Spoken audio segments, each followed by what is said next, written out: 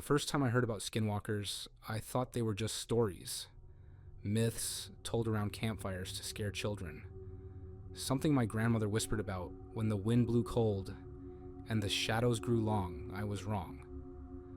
My name is Michael Rodriguez, and I'm a park ranger in the Navajo Nation. I've spent the last decade walking these trails, mapping these canyons, thinking I knew every secret of this land. But some secrets are better left buried. It started 3 months ago, when the first hiker went missing. David Chen was an experienced backpacker, the kind of guy who'd hike the Pacific Crest Trail and could survive weeks in the wilderness with nothing but a hunting knife and his wits. He was documenting a solo trek through Shadow Canyon, posting daily updates to his adventure blog and social media. Then, on the 4th day of his trip, everything went silent. His last blog post was uploaded at 3:47 a.m., a time locals call the witching hour. The entry was strange, almost delirious. He wrote about sounds in the darkness, about movements just at the edge of his vision, about something watching him from the shadows of the canyon walls. "They're not animals," he'd written, "and they're not human. Not anymore." The search teams found his campsite 2 days later. Everything was perfectly in place, tent set up, backpack carefully arranged, food supplies untouched. His satellite phone and GPS were there, battery still full. But David was gone. No tracks, no signs of struggle. Just empty space where a person should have been. I've seen missing person cases before, but something about this one felt different. The local Navajo trackers refused to join the search. When I asked why, an elder just shook his head. "Some places are not meant to be found," he told me. "Some things are not meant to be seen." But I didn't listen. I never do. The second disappearance happened 2 weeks later. Sarah Martinez, a wildlife photographer doing a project on desert ecosystems. She was supposed to be out for a week, documenting the rare flora and fauna of the canyon region. Her camera was found first, professional-grade equipment worth nearly $10,000, just sitting on a rock near a narrow canyon pass.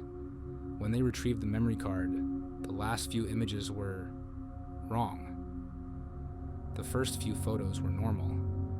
Beautiful landscape shots, close-ups of desert flowers, a hawk circling overhead. But the final image was something else entirely. It showed a figure standing between 2 rock formations. But it wasn't quite a figure. More like something wearing a human shape, but not quite fitting right. The proportions were off. The skin looked loose, like it didn't quite connect properly. And the face. God, the face. It was looking directly at the camera, smiling. But it wasn't a smile any human could make. Local search and rescue found nothing. No trace of Sarah. Just that camera, those photos, and a growing sense of unease that seemed to hang over the entire canyon, like a thick, suffocating blanket. I might have been able to dismiss it as coincidence, bad luck, the inherent dangers of wilderness exploration. But then things started happening to me. It began with sounds. Late at night during my overnight patrols, I'd hear something moving in the darkness. Sounds that weren't quite animal, not quite human. Skittering noises, like something with too many legs. Whispers that almost formed words, but not quite. Sometimes, in the beam of my flashlight, I'd catch movement. A shape that looked like a person, but moved wrong. Joints bending in impossible directions. Skin that seemed to slide, like it wasn't properly attached. And always, that feeling of being watched, the third disappearance, confirmed everything. Tom Wilson was a geologist, studying rock formations in a remote section of the canyon. Experienced, careful, the kind of guy who never took unnecessary risks. His research team reported him missing after he failed to check in for 2 consecutive days. When we found his campsite, something was different. His tent was shredded from the inside. Not torn, shredded, like something had been trying to get out. Or something had been trying to get in. The ground was covered in tracks, but they weren't human. Not animal either. Something in between. And carved into a nearby rock face were symbols. Ancient symbols that hurt your eyes to look at directly. Symbols that seemed to move and shift when you weren't focusing straight on them. That night, I found the first recording. It was on a small digital recorder in Wilson's pack. His voice, but wrong, distorted, like multiple voices were speaking at the same time. "They're wearing us," the recording said, "learning our ways, our movements, our voices, and they're getting better." A pause. Then, "They're not just stealing our skins. They're becoming us." The final words sent a chill down my spine. And soon, they won't need to hide anymore. I knew I was being watched, not by something human, not anymore. The canyon had changed. What was once a landscape of beauty and harsh wilderness now felt like a living thing. Hungry, watching, waiting. My fellow rangers thought I was losing my mind. When I brought the recordings to my supervisor, when I showed the strange photos, they suggested mandatory psychiatric evaluation. Stress, they said. Too many long nights, too much time alone in the wilderness. But I knew the truth. The skinwalkers were real, and they were learning. I started documenting everything, every strange sound, every unexplained movement, every moment where something felt off. My cabin became a wall of evidence, photographs, recordings, maps marked with strange symbols, research about Native American shapeshifter legends. The locals knew. The Navajo elders understood what was happening, but they weren't talking. When I pressed them, they would just look away. Their eyes filled with an ancient fear that predated modern understanding. "Some boundaries are not meant to be crossed," an elder told me. "Some knowledge comes with a price too high to pay." But I couldn't stop. Not after what I'd seen. Not after what was happening in Shadow Canyon. The disappearances continued. Not frequently. Not predictably. But they happened. A hiker here. A researcher there. Always in remote areas, always with no trace, always leaving behind just enough evidence to make you question everything. Their social media accounts would continue posting. Their phones would occasionally ping cell towers.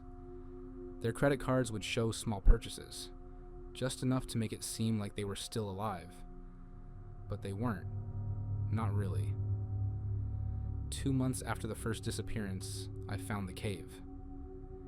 It was hidden in a narrow canyon pass, the entrance so well concealed that you could walk past it a dozen times and never notice. Ancient petroglyphs covered the stone around the entrance, symbols that seemed to move when you weren't looking directly at them. Inside, the walls were covered with something that looked like a cross between cave paintings and anatomical diagrams. Figures that were part human, part something else. Diagrams showing how skin could be removed, how movement could be mimicked, how voices could be learned. And in the back of the cave, hanging like some grotesque museum display, were skins. Human skins. Perfectly preserved. Waiting. That's when I understood. This was more than just predation. More than just hunting. This was something else entirely. They were studying us. Learning us. Preparing to replace us. My final piece of evidence came from an unexpected source. A digital recorder found in the belongings of the latest missing person. A wildlife biologist named Elena Rodriguez. No relation, thankfully. Her recording was the most terrifying yet. "They're not monsters," her voice said, sounding calm, almost academic. "They're a different form of intelligence. Adaptive, evolutionary. They've existed alongside humans for thousands of years, always watching, always learning. And now they're ready to take the next step." A pause, then, The fascinating part is how they integrate. They don't just wear our skins. They become us. They learn our memories, our mannerisms. They study us so completely that even our closest loved ones can't tell the difference. Another pause. And the most terrifying part? Most of them are already among us. The recording ended there. I knew what I had to do. I had to warn people, expose the truth. But who would believe me? The night they came for me, I was prepared. I had my recordings, my evidence, my research. I would not go quietly. They arrived just after midnight. I heard them first, that skittering sound. Too many legs, movements that didn't follow human anatomy, voices that were almost familiar, but not quite right. My name is Michael Rodriguez. I'm a park ranger, and I know the truth about the skinwalkers. If you're reading this, watch carefully. Look at the people around you. Notice the small things. The movements that don't quite match. The smiles that stretch just a bit too wide. The voices that sound almost, but not quite, like the person you know. They're learning, they're watching, and they're getting better at becoming us. And soon, they won't need to hide anymore. Ranger Station Report, confidential. Subject, Michael Rodriguez status, missing last known location, Shadow Canyon. Ranger Station notes, extensive wall of evidence found. Psychological evaluation recommended. Possible paranoid delusion. Addendum. Recommend full investigation of recent disappearances in Canyon region. Warning. Subject may be unstable. Approach with caution. End report.